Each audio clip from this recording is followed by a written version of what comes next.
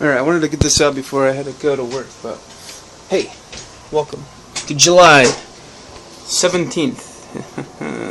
Happy birthday to Amber. Alright, so Amber, you get a happy birthday message, alright? Alright, you do. Alright, so, by the way, what's in that box over there? I don't know. It looks like a present, maybe. Something's in there. I don't know. Alright, we'll set that right there.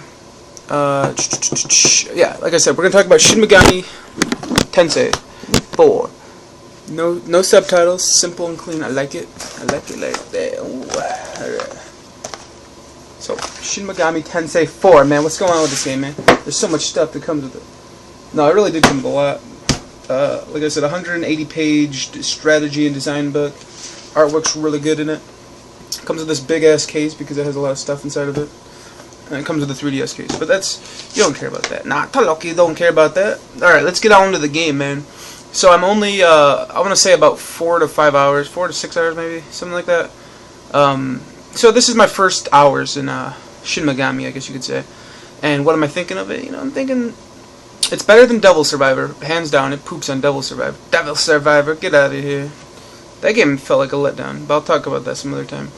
But, yeah, what's going on? What's going on in Shin Megami 4, you know? Alright, so I'm only a couple hours in. Alright, we've established that. Now, what am I doing in this game? We're thrown into the world of samurai. I think it's in the 1400s, on Earth, of course. And, you know, we're introduced to the main character and his friend, right? The main character is a you character, you know. It doesn't... he exists in the world, but he doesn't, like... you know, he doesn't really, like... he's like Link. He's a silent protagonist, you know. You make his decisions for him and all that. And so, it's all that stuff. So, him and his friend, they go to take the Gauntlet Rite. The Gauntlet Rite is where you put on a big-ass technological gauntlet that has like an LCD screen that turns on if you're a summoner, or if you're not, then it doesn't turn on. So, obviously the main character passes his gauntlet test and becomes a samurai. Samurais have to live in the samurai castle. Only when they go on assignments are they allowed to leave the castle. And pretty much they just exist inside of the city. So we pass with a couple other characters, right? What the fuck was it? There was Jonathan, which you gotta understand, this is feudal Japan. We've got Jonathan. We've got what was the other character's name? Yeah, there was probably not good that I'm looking this up.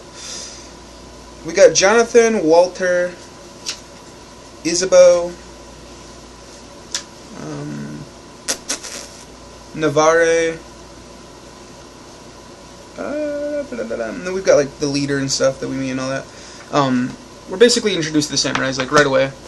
These are all like the beginning samurai group, the new entries. So there's already established samurai in the world, but we're like the new batch of them. You know, we're what are they called in One Piece? The supernovas. We're the supernovas of the Persona world, the Shin Megami world.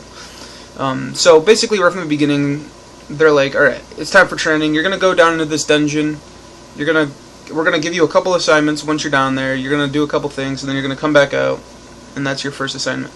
So it's like a training tutorial area, which I'm not sure if the full game takes place in this dungeon.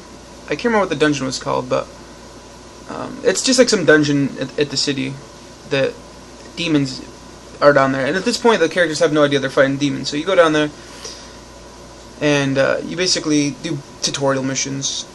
They introduce you to how to walk, they introduce you to how to jump up ledges, how to jump down ledges, which is a really cool system. On the D-pad, you can hit up or down to...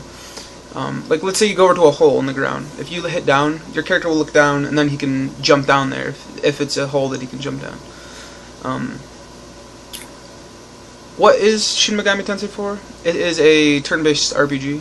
A lot of people call it a dungeon crawler, which is true. It is. You basically go into dungeons, you just go through floors and floors and floors of demons, just wiping them all out. The thing that makes Shin Megami 4 so unique compared to other RPGs is you capture demons, just like the other Shin Megami games, but it's different, like, than Persona, where Persona 3, like, for example, you beat the enemies, and then it, like, randomly generates a card that is probably one of the Personas that you'll get. In this game, you actually talk to the demons that you're fighting, and then you try to convince them to join you, which is... It seems like an interesting system, but it doesn't seem like as good as it could be. But maybe I'm just still really new at it. Basically, certain demons have personality types that you have to like take advantage of. So like, if you have a greedy demon, then you'll want to give him a couple items, and then he'll join you. You have a asshole persona, then you'll want to talk shit back to him, because then he'll get offended and be like, "Oh, fine, you're obviously better than me." You get your good personas who just simply want to help you, stuff like that. And so far I've captured probably like 6 or 7 different personas. I've fused 3 or 4 of them. Basically the way I do it is every time I max out all of their skills, like once they've learned every possible skill they can learn, that's when I fuse them with another one who's already learned all their moves. The game's pretty basic though, as far as a strat or a turn-based RPG goes. You run around the dungeon in a third-person perspective, and you basically, if you bonk the enemy before they bonk you, then you get the preemptive attack. If they just run into you, either they'll get the preemptive or it'll just be a neutral starting position. As for like what happens, you have 4 party members. It's you and 3 of your personas. Just like with the other Persona games or Shin Megami games. Your demons, as they get stronger, they learn more moves, they get more HP, they get more stuff like that. The thing about the main character, though, is every time he levels up, he gets app points, which I'll explain that in a second, and then he also gets stat points. So he gets 5 stat points per level. You have 5 stats you can put him into. So you've got like strength, you've got gun strength, you've got magic damage, you've got evasion, which makes it so you dodge and stuff and do higher critical damage, and then you have luck, which makes it so you can dodge easier and have higher critical chances. So I'm kind of doing a strength evasive build right now. I'm pretty much focusing on strength and evasion and luck. So usually about 3 points in the strength, 1 in those other 2 each. Which I kind of switch it off every once in a while. I'll put the 3 into one of the other skills and 1 into the other. So I've got like a little system going on as far as that goes. As far as where I'm at in the game right now, I got the fusing ability. I've done that a couple times. Now Navarre has gone missing, so I'm going down into the dungeon again to look for him. So I'm liking the game so far. Definitely better than Devil Survivor. The music in this game is really nice. Whenever I'm in that dungeon, man, I don't know what's about that music, but I left it on the pause screen for probably like an hour, and it soaked into me. I liked it.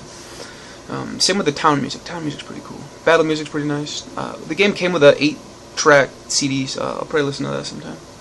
Alright, I've got to head out to work, so let's have a good July 18th tomorrow. Alright, bye-bye.